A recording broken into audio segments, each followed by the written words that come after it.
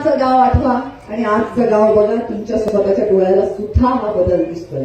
मी परवा ज्या दिवशी निमंत्रण स्वीकारलं मागच्या आठवड्यात, तेव्हाही आत येऊन दर्शनासाठी जेव्हा आले तेव्हा मी पाहिलं इतकी सुंदर झाडं लावलेली आहेत, वॉकिंग ट्रॅक झालेला आहे, भगवान बाबांची देखणी मूर्ती तर आपल्या समोर दिसतेच आहे. आता पुढच्या भागाचं कॉन्क्रिटीकरणाचंही काम सुरू झालेलं आहे.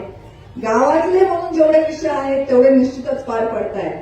पण तुम्हाला असं वाटलं की आता ताई आल्या, मग तुम्ही म्हणलात ताई तुमचे गडकरी साहेबांचे संबंध चांगले आहेत आणि म्हणून तुम्ही आमचं रस्त्याचं काम हे मार्गी लावलं पाहिजे.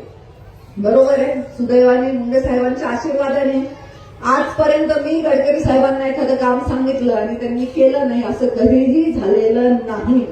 आणि हे मी म्हणत नाहीये, स्वतः गडकरी साहेब विधानसभेच्या प्रचारामध्ये केज विधानसभेच्या प्रचाराला आले होते त्यावेळी त्यांनी स्वतः त्यांच्या भाषणामध्ये सांगितलं की मी आजपर्यंत तुमचं कुठलंही काम नाकारलेलं नाही. फक्त आता ज्या रस्त्याला नंबरच नाहीये त्या रस्त्यासाठी केंद्राचा निधी आणणं हे थोडंसं जिकिरीचं काम आहे. त्यामुळे आधी त्या रस्त्याला नंबर पाडून घेणं ही पहिली प्रक्रिया आणि त्याच्यानंतर त्याच्यासाठी निधी आणणं हे निश्चित होईलच.